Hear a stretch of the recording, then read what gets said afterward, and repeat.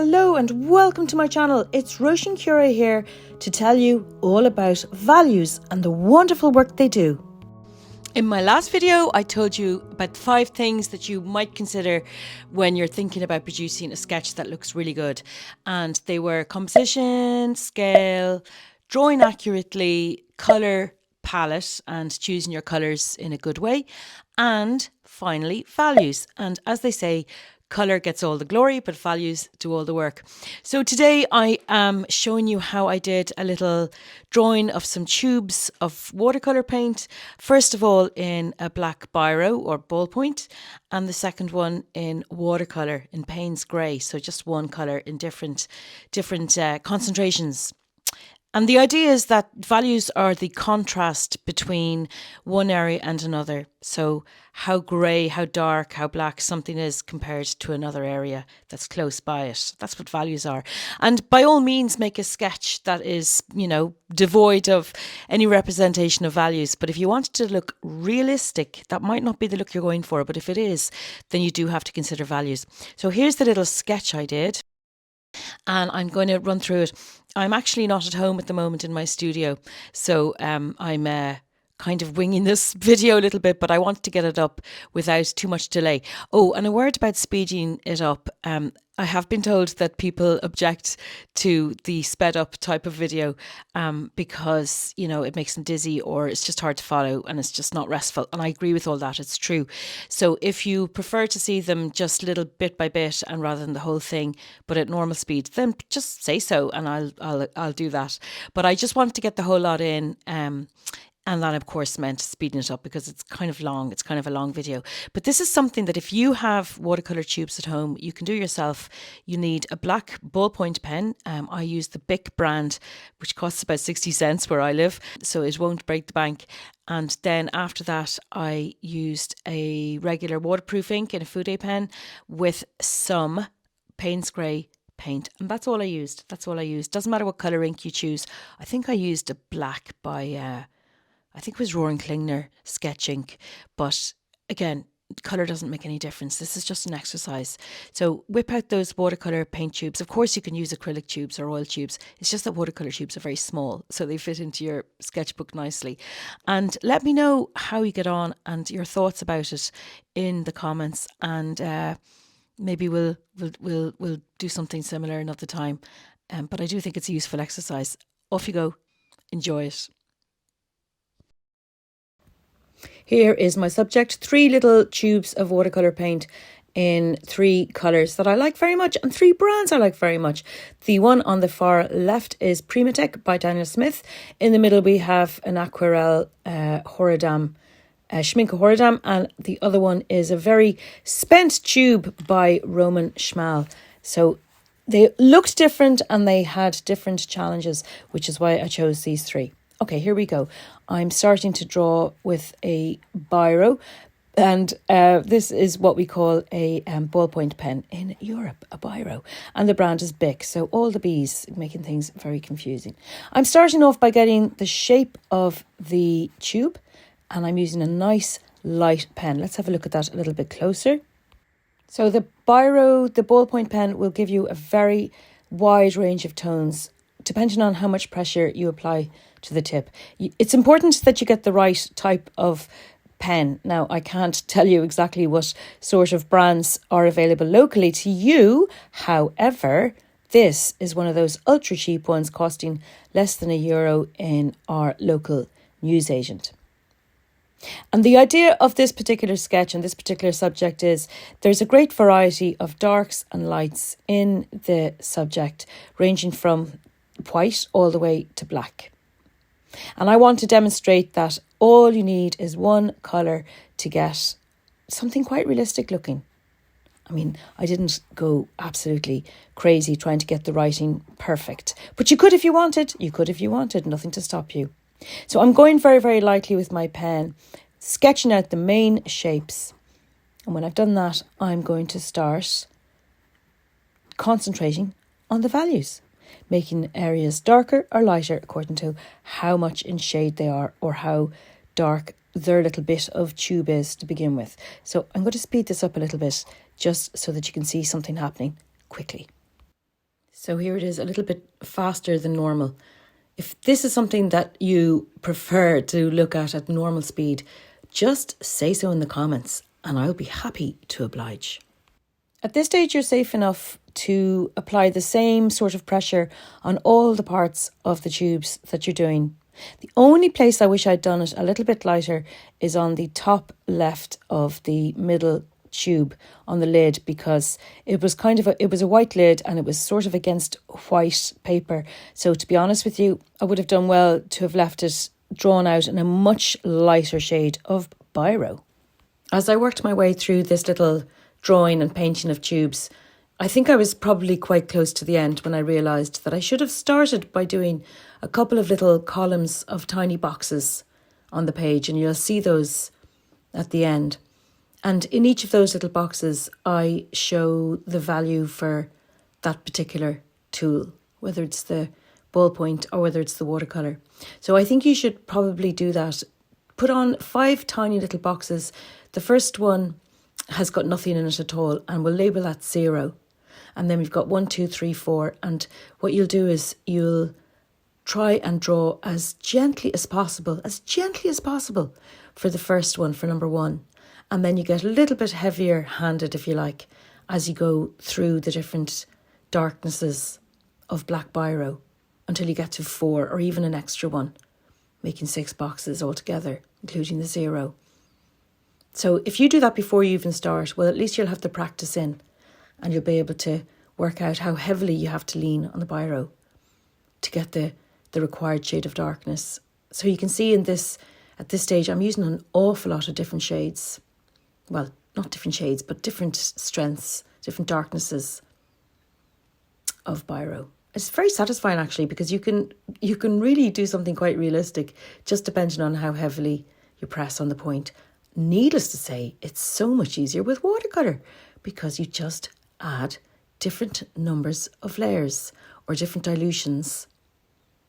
But the purpose of the ballpoint bit, the purpose of this little preliminary sketch, is just to kind of, I suppose, drive home the notion of lighter bits and darker bits without having to go to all the trouble of learning to mix your paints. So the next little bit I'm going to do is going to be at normal speed so that you can decide for yourself which speed you prefer. Do you like it speeded up, or do you like it cut to different stages of the drawing but at normal speed? Do let me know. You can see that I've done some fake writing on the middle tube. And I did want the look of writing, but I certainly didn't want to go to the effort of actually doing any writing. So it's kind of a neat trick you could possibly learn if you really have time on your hands. Fake writing. So I've done that. I've done my 3 little tubes and I've put their shadows in. And now I'm on to the next stage of the exercise, which is to draw them again, this time in ink. And as you can see, I've got some construction lines that I'm not bothered about showing at the end because I think they're kind of nice, really. Those little lines that show through, the ones you've decided that aren't right and you're not going to use, I always think they look good because they show a human touch, which is, what we are. And that's nice, especially in this day and age of fake everything. It's nice to see the touch of a human hand, even if it's a mistake. Or is that just me letting myself off, not drawing properly? I don't know. Now I've drawn some of the little markings on the label and I'm on to the next one. And can you see the way I'm using the reverse of the nib? I've got the pen spun round to the back. I do that a lot with a foodie pen, especially when I'm just starting out and trying to get the shape to be nice and strong. And I knew it would travel onto the previous drawing. I actually wanted to go a little bit more because I thought it would look cool. But I don't know. Maybe I am getting overconfident. Possibly, but that particular horse has bolted a long time ago, so let's just move on quickly from that. So I've used my fine side of the nib to kind of scratch out the main lines. I do like this stage. It's kind of, I suppose some people call them searching lines, which is descriptive and appropriate. So I'm jumping forward a little bit here, making the shape of the third tube. Nice scratchy old nib. I like the effect of it. Light searching lines, skinny little lines to outline the shapes of the highlights. This is the bashed up aluminium bit at the end of the tube. And this is the folded up aluminium tube. And I do find that if I outline the areas that are to be kept clean and shiny and untouched by paint, then I will remember to keep them that way. And a lot of people, a lot of my students have said they find it hard to remember to keep areas unpainted. And I think that by surrounding them with a little bit of an outline, it can make a big difference to just giving you a little reminder. Just don't paint me, and you will keep that look of shiny highlight. So I'm starting to add some of the darker values, like the little black circle for the Primatech. The fake writing, more fake writing. Time to paint. Nice clean palette. Just Payne's grey. No other colour is going to be colouring my sketch of paint tubes. And this is where I start to really think about the values.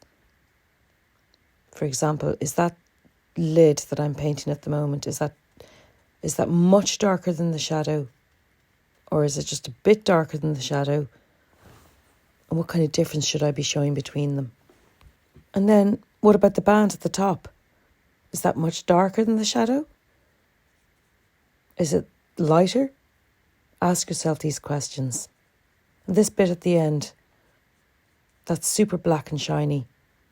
So I'm going to have to add a few layers to get that really black shiny look to make it convincing.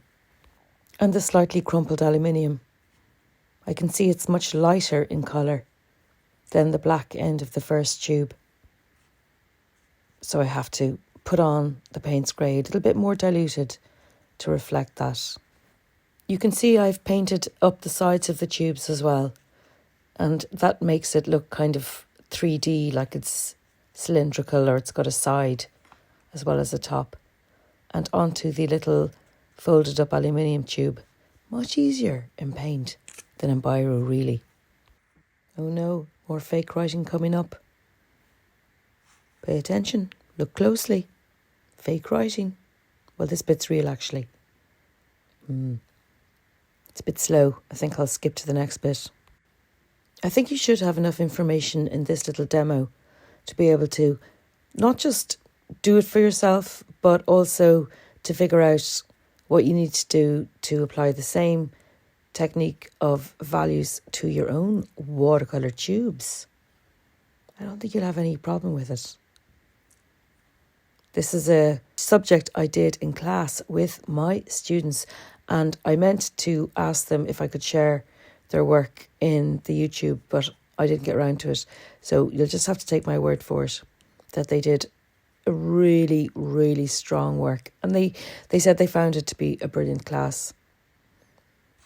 Now, I don't know if you realise this, but you can actually join my sketch club and become a member. And you can attend a live class with me every Monday. So if you want to chat with me in person, you can do so. In this little section, I've added the columns that I really ought to have put in at the very beginning, so that you would have an idea of actually how to handle your biro to get all those different values, and how to handle your watercolour to get all those different values. But anyway, you have them here now. Well, I'm nearly finished. I'm just fine-tuning some of the values that I think could be deepened up a little bit. And the more I do this, the more realistic it gets.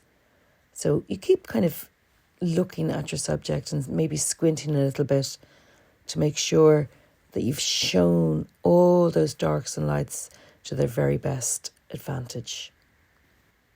This bit at the end was my favourite touch. There was a few little paint splotches on the outside of my tube of paint, and I add them in. Because where would your watercolour tube be without a few extra splotches? Actually, I've never used that colour, but we won't talk about that too much. This one that I'm working on now, well, I guess I did use it because it's all finished. Well, there you go. That's the end. As you can see, there's a great blank page on the right-hand side that I intend to finish and fill up with another drawing of those 3 tubes, but this time I'll use their actual colours. Now, I hope you've enjoyed this video. Thanks for watching, and I suggest you give it a go yourself. And remember, colour gets all the glory and values do all the work. See you next time, and happy sketching.